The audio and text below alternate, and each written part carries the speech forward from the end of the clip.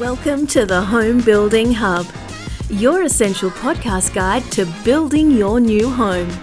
Hosted by industry experts Colin Bischoff and Darren Brennan, this conversational podcast will help better educate you about all things new home building so you can avoid costly mistakes and enjoy your building experience to the fullest, no matter which home builder you choose.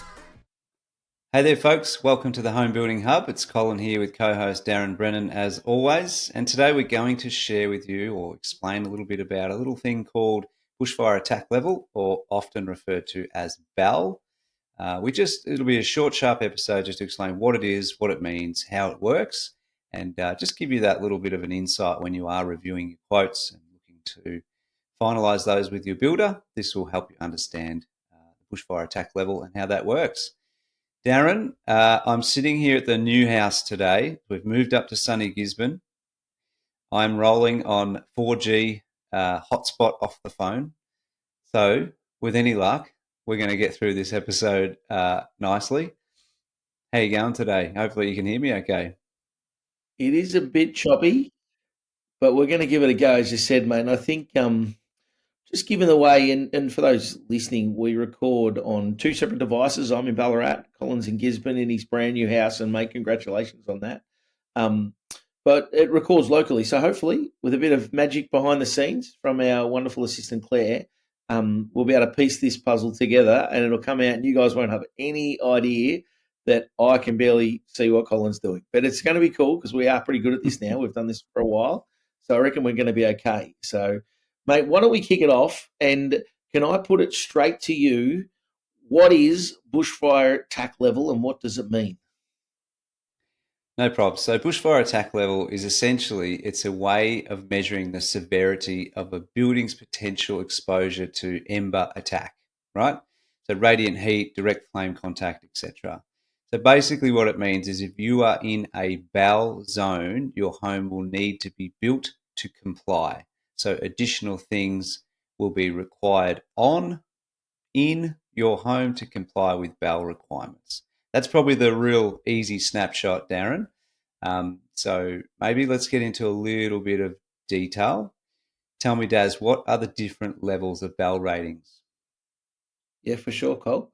So there's 6 different ratings that form part of the Australian standard for construction of buildings in a bushfire zone, and that's the AS 3959.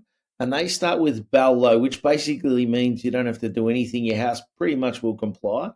BAL 12.5, which a lot of people are aware of and have built their home in a BAL 12.5. So that's a fairly low level of rating, meaning, not as often going to be in a position where that's an issue for a fire. You've got BAL 19, so you're starting to step it up a bit, more likely to, higher chance of fire.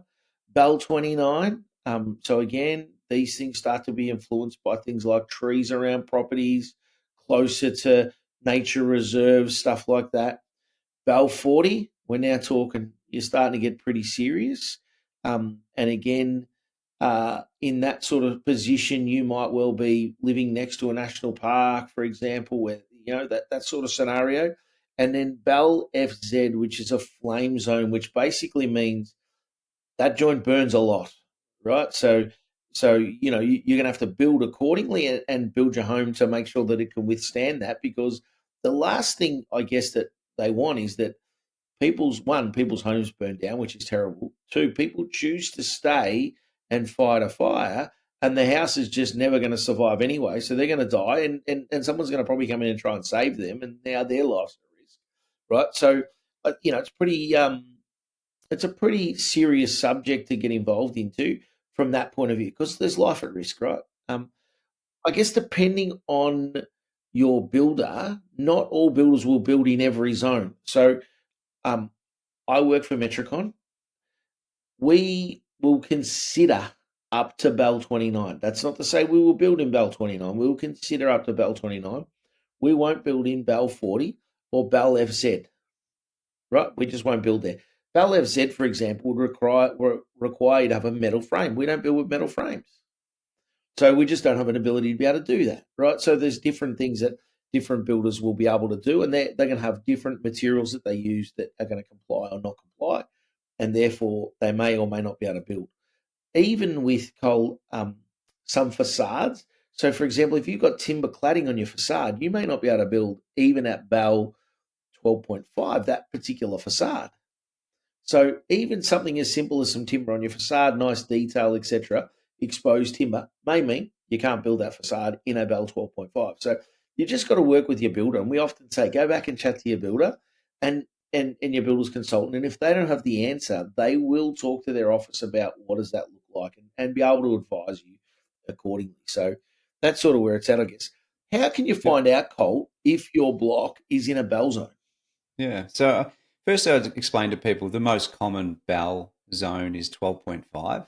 That's in the greenfield areas. That's the most common. So don't be too alarmed by the BAL 29s, etc. That's less common. That's more rural or acreage or larger sites wrapped around by green trees and large areas of trees, etc. If you're building in an estate, you're most likely going to have a low BAL with nothing required, or you're going to have a 12.5. It'd be pretty rare to have anything different to that. So in terms of finding out where or whether your block sits in or whereabouts it sits in terms of the BAL rating, there's actually an easier step. Go to your builder and ask them, and they'll look up a website. But you can look up that site yourself. It's called Map Share. This is Victoria. There will be a version of it, I would assume, as interstate. mapshare.vic.gov.au, and you'll just type your address in there. And there is a layers option where you tick a little bushfire box, and then basically it'll highlight everything in brown that's in a BAL zone. So if your block is covered in brown, it means you're in a BAL zone. And there's actually a little button you can create a property report and download that as a PDF, and that'll tell you a little bit about your block and what the conditions are around it. Okay, so I guess one of the things worth noting is that the bushfire zone can move, right? So I think we have this noted below, Darren, but it's probably a good time now, is that when you're searching for a bushfire today and your land's not titling for a few months, it may be sitting next to an estate that's not established, or blocks across the road that are not yet released. They're on the next stage. So it might be in a BAL zone. But by the time you actually go to construct and the land titles and you're building, getting through to permit, the other lots across the road might be actually titled or close to as well. So that BAL zone may have moved a little bit further, so you no longer have to pay for BAL requirement or compliance, I should say. So, yeah, there's a few things on that. And I guess it leads into the next question, Darren. So if someone's in a BAL zone, Daz, what can they expect in terms of the costs associated, and what will they actually get for those costs? For sure. Look, I guess based on BAL 12.5, which would be if you're in a BAL zone, the most common is going to be the 12.5, as you said earlier, Cole. So in the range of sort of 5 to 10 grand, depending on the size of home and depending on your builder, right? So they'll vary. We were just chatting before we jumped online, and our costs were slightly different for a similar size home. So certainly be understanding that they will vary. And that may also vary depending on the inclusions required for each home. So each home may have different standard inclusions that will vary that cost. So, but some of the stuff that's included is covers to the weep holes. The weep holes are in your brickwork down the bottom generally, and they're little holes, that you can almost put a postage envelope into. A lot of people wonder what they're for, and they're to let the moisture out of your home, but they also allow fire ember in. So they put little grills over the top of those. Anti-bonding around the perimeter of the roof. So they're talking about a protective layer around the perimeter of the roof, sarking to the entire roof area. And you'll often see that's the blue wrap that goes on your home. Potentially upgraded doors to areas like the garage, to the back door of your garage, may require, even your facade door may require an upgrade. Metal mesh flywire screens to all windows and sliding doors generally. Ember seals to the garage roller door or panel door. So these are seals that block any, because there's often little gaps there, so that'll block those gaps. Your glass on your windows needs to be a minimum of 4 millimeters, and that's to do with so it doesn't crack under if it's less than that, if it gets some ember attack.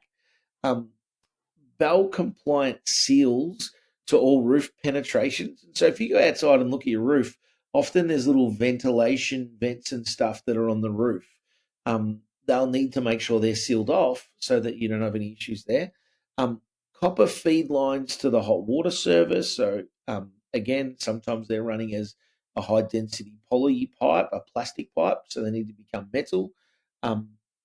Flashings to the solar hot water panels could potentially be required, and that's just sealing those off so there's no gaps into the roof space. So if an ember lands on your roof and rolls down and falls inside your home, or inside the roof cavity of your home.